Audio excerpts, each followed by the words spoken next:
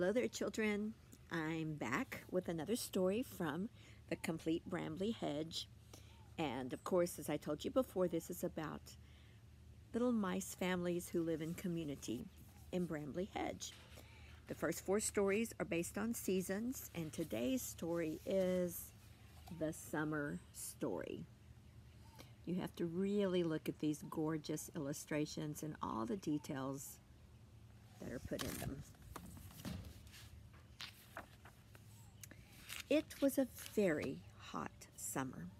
Each day the sun rose high in the blue sky, and the fields shimmered in the heat. The hedgerow was quiet. Many of the mice preferred to stay inside their shady cottages, trying to keep cool. Out of doors, the best place was to be down by the stream. The mice gathered there in the afternoon, sat under the bank in the shade, and dangled their paws and their tails in the clear water. We certainly know what that is like in Texas.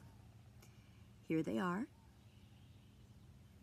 spending time outside, resting, dangling their feet in the water.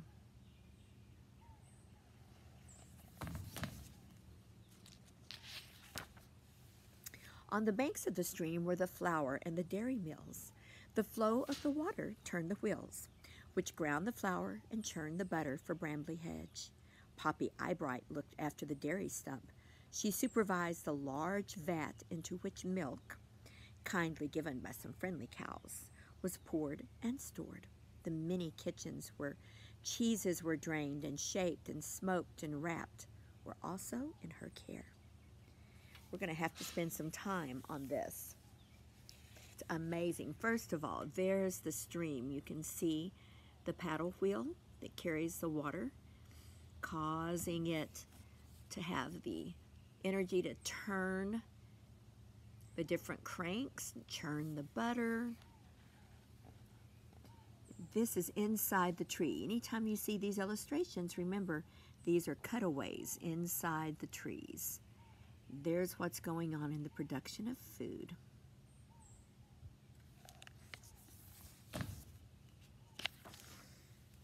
Poppy was not fond of hot weather.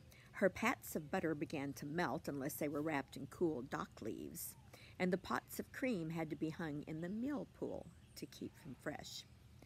You see, guys, before they had refrigerators, they would put things into containers and put them down into the cool water. That would keep them fresh. When her work was finished, she would wander out by the mill wheel, enjoying the splashes of cool water. The flour mill further down the stream was run by the miller, Dusty Dogwood. Dogwood was his family name, but he was called Dusty because he was always covered from tail to whiskers with flour dust.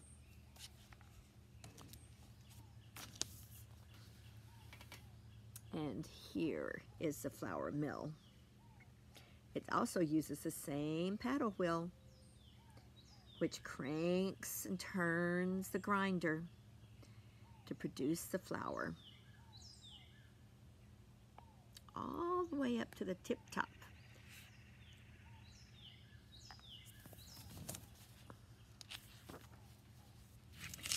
He was a cheerful and friendly mouse, like his father, his grandfather, and his great-grandfather, who had all run the mill before him. He loved the fine weather, and he strolled up and down the stream, chatting to the paddlers and the dabblers. His walks took him past the dairy, where he would often see Poppy standing by the stream, looking very pretty. As the long, hot days went by, Dusty used to spend more and more time walking up to the dairy, and Poppy used to go out more and more often to the mossy shadows of the mill wheel. Here are the mice as they play by the stream. Early in June, Miss Poppy Eyebright and Mr. Dusty Dogwood officially announced their engagement. We knew that was coming. Everyone along the hedgerow was excited and delighted.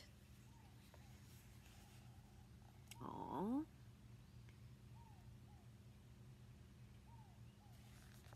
That's so special.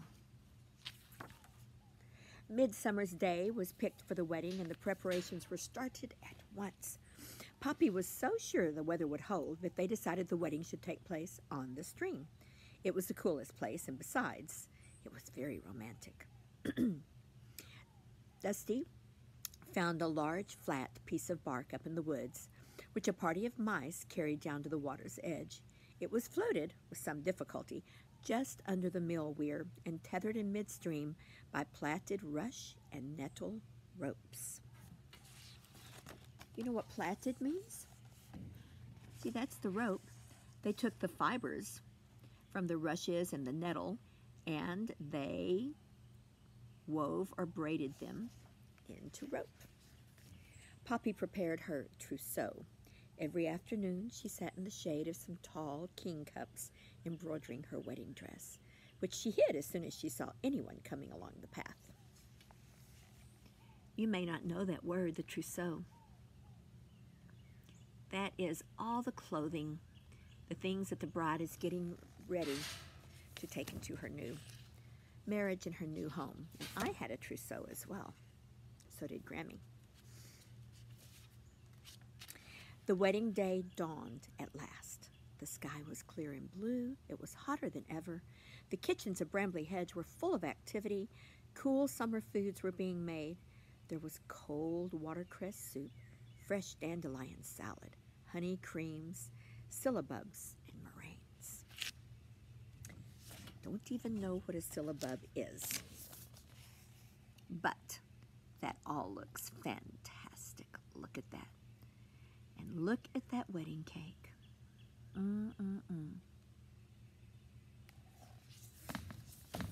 The young mice had been up early to gather huge baskets of wild strawberries.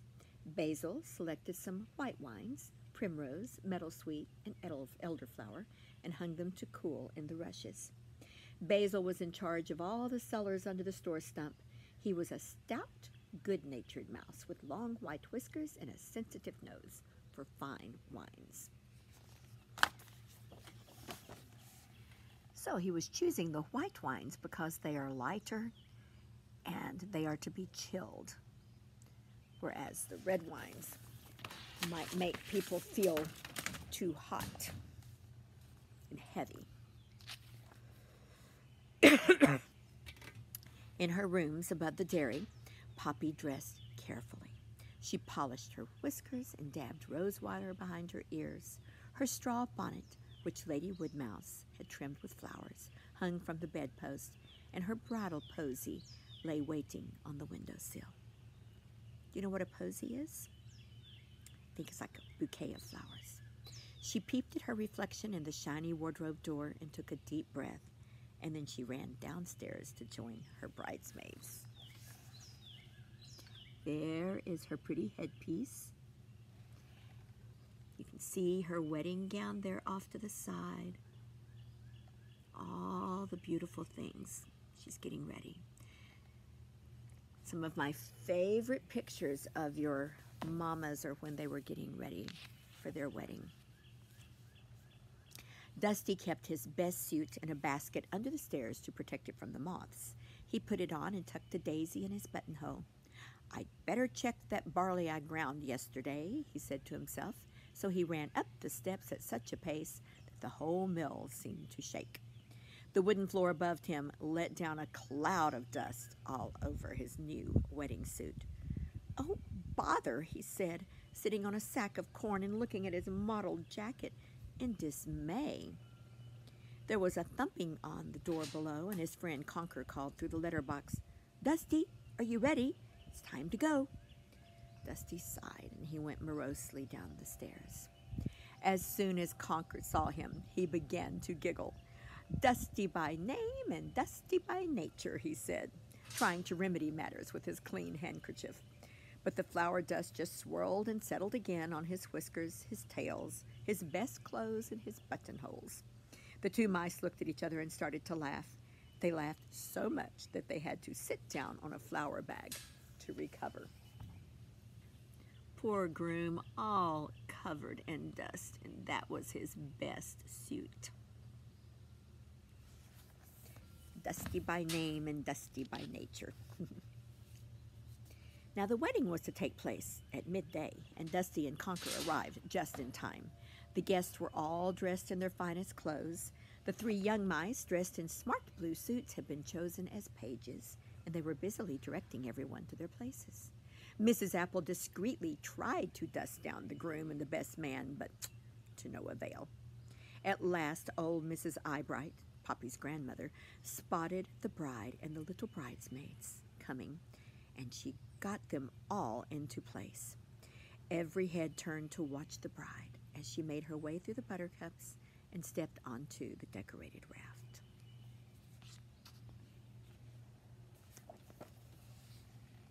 Oh my! Look at that beautiful arbor they made by weaving vines together and covering with flowers. There's the bride about to step out on the raft, which of course is anchored to the wheel in the middle of the stream.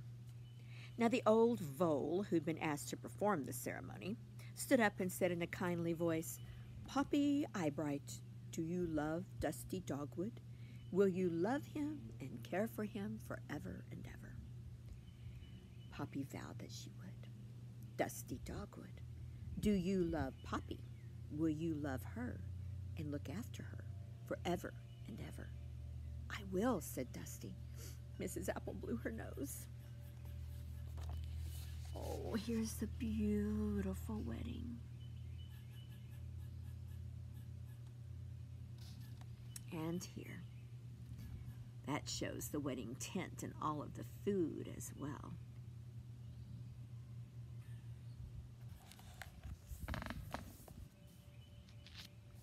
I guess I should make sure. Do you see the old vole right there? He's the one that is officiating the ceremony. And I love the little bridesmaids holding up her train.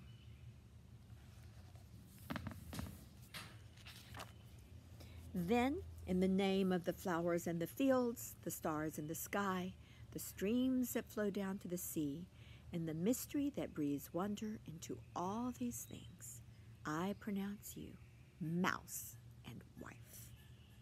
All the mice cheered as Dusty kissed the bride.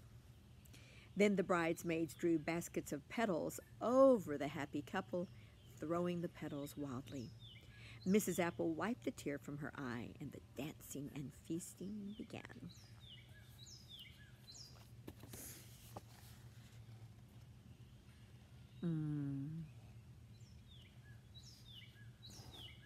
I think his suit looks rather nice. Kind of matches her white. First they danced, for no one could keep still. The jigs, the reels, and the quadrilles. Mr. Apple proposed a toast. "To the bride and groom, may their tails grow long, their eyes be bright, and all their squeaks be little ones." The guests raised their glasses, and then they danced again. The dancing was so vigorous that the raft bobbed up and down, and gradually the ropes holding the raft began to wear through. One by one, the little ropes snapped until finally the very last one gave way. They're all dancing, so I don't think they're paying attention to what's happening to the ropes. Now, you understand this whole thing, everybody is on this raft, including all their food. They were carried into midstream by the current. The young mice squeaked with alarm at first, but as they seemed to come to no harm, they just continued with the feast. The raft floated gently past fields of buttercups and meadowsweet, and the voles tending the fires in the pottery came out to wave as the wedding party drifted by. So this looks like the voles' place. So they're coming out and coming down to see them, waving at them. Here's the raft as it floats down the river with the entire wedding on it. Which actually sounds to me like a better way to have a wedding. Eventually the raft was caught up in a leafy clump of rushes and forget-me-nots. The ropes were made fast, and the dancing began again. One thing you will learn about the community of Brambly Hedge is that they love to dance.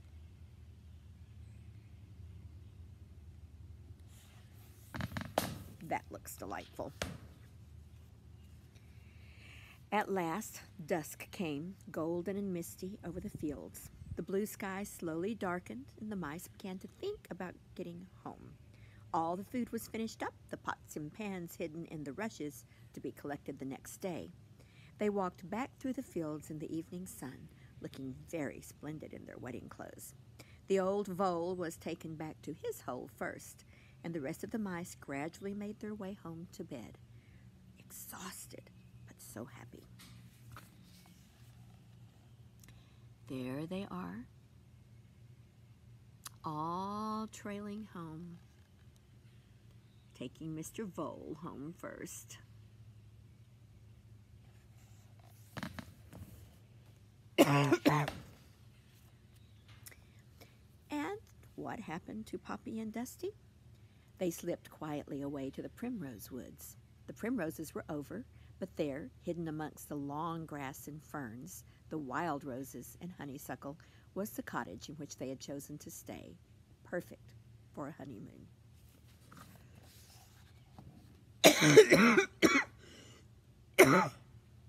Sorry, kids. Nani should have gotten some water. Oh, that was a beautiful story.